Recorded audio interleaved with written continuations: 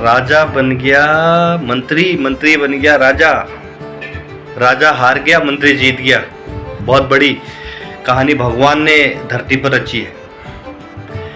एक छोटी सी कथा आपके जीवन के सारे चक्षु खोल के देगी, सारे दिमाग के पुर्जे खोल देगी। एक बार की बात है, पूरी कहानी जरूर सुनना और कहानी पसंद आए तो जय श्री राम जरूर लिखना और सदैव अच्छे कार्य करने चाहिए। जीवन में स्वावलंबी बनना है तो कोई अच्छे कार्य करने चाहिए और तभी जीवन जो है जिया जा सकता है।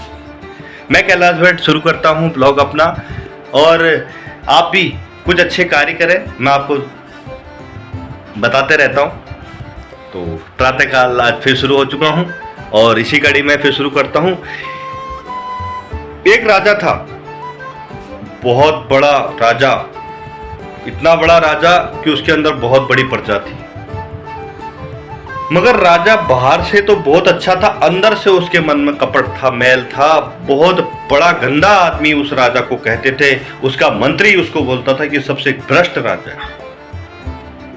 मगर प्रजा को वह कभी यह नहीं जता पाया कि वह गंदा है, अंदर से उसके अंदर मैल है।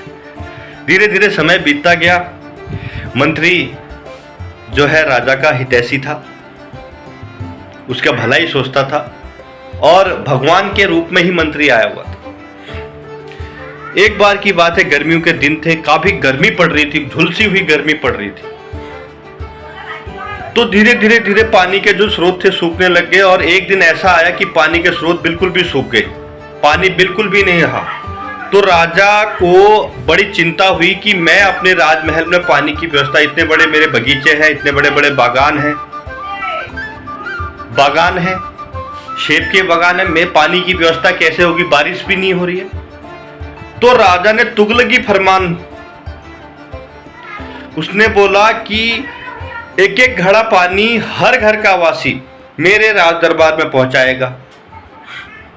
और पानी 5 कोस दूर था और उस पानी को लाने में 1 घंटा सुबह, 1 घंटा जाना, 1 घंटा आना, 1 घंटा जाना। तो लोग बहुत परेशान हुए कि कैसे पानी लिया जाए। अरे तो वो बहुत परेशान हुआ,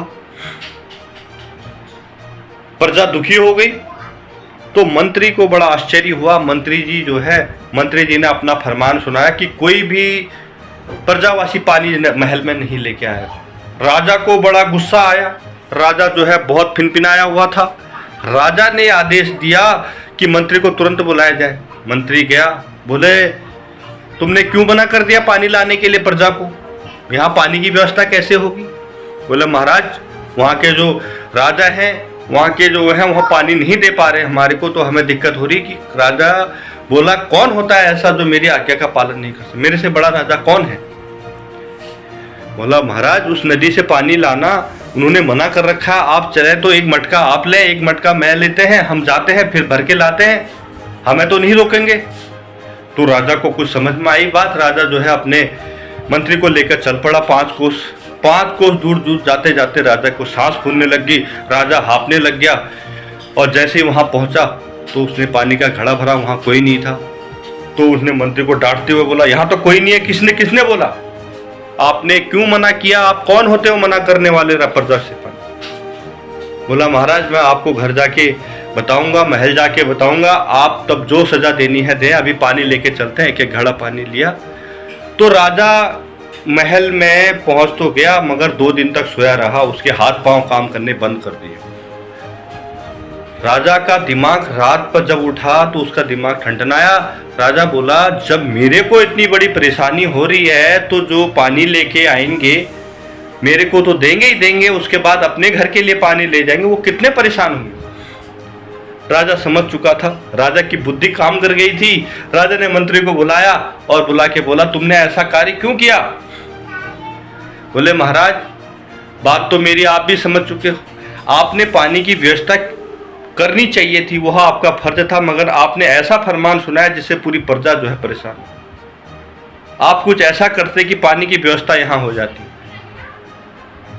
या यह आपको ही पानी दे सकते हैं या अपना भोजन कर सकते हैं।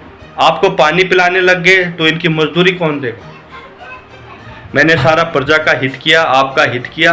राजा की बड़ा पसंद हुआ, राजा ने मंत्री को पुरस्कार दिया और मंत्री से यह भी पूछा कि पानी की व्यवस्था कैसे की जाए, इतने दूर से पानी कैसे आया जाए। तो राजा ने बोला, महाराज एक एक दिन की 2-2 दिन की मजदूरी दे के सारे गांव वालों को नहर खुदवाने का काम किया जाए और 15 दिन या 16 दिन में नहर हमारे गांव तक पहुंच जाएगी, पानी नदी का पानी यहाँ आने लगेगा। राजा की बात सुनकर जो है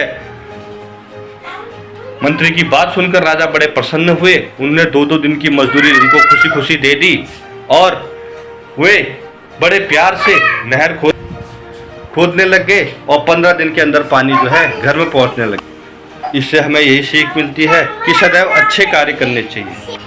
राजा समझ चुका था कि कैसे प्रजा की रक्षा की जा सकती। जहाँ ईमानदार आदमी होता है वहाँ सब कुछ होता है। यही है राजा की कहानी। बहुत बहुत धन्यवाद। नमस्कार।